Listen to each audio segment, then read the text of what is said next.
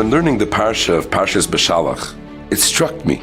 The Torah starts off and the Torah tells us that Klal Yisrael listened to Moshe Rabbeinu and they went back. They started heading back towards Mitzrayim. And Rashi brings from Chazal that it's bringing out the praise of Klal Yisrael, the shvach of Bnei Yisrael, that they didn't complain and they said, Ein lanu elo divrei ben Amram. And they went right back to where they came from.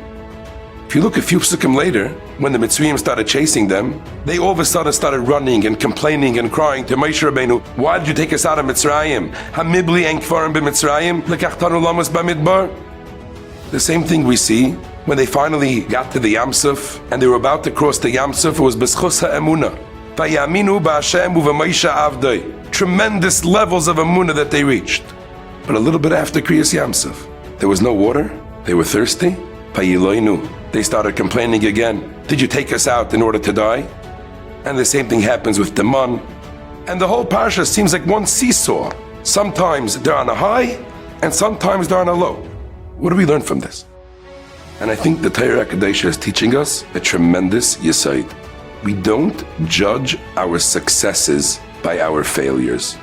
If one was successful, and at that time they said, Ein lanu ela divrei ben Amram, if one overcame a nisayon, which was hard for him to overcome, the fact that the next day he had the same nisayon and he wasn't successful doesn't diminish in any way the success that he had the day before.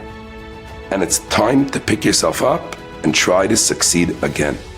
We tend to judge ourselves in a general form. Am I generally successful or am I generally a failure when it comes to Inyanu Ruchnias? It's not like that. Each and every nisayon is a world by itself. My success in this nisayon has nothing to do with the fact if in a different nisayon I wasn't able to overcome. And if I wasn't able to overcome a nisayon, doesn't stop me from working on the next one to make sure that I do overcome. And that is the life of a Yid. And with that, Klal Yisrael is zeicha to ultimately succeed and ultimately be close to the Rabbeinu Shloim in a way that we cannot begin to imagine. And ultimately to be zeicha, to be as Mashiach Tzidkenu B'meiru V'yameinu Amen.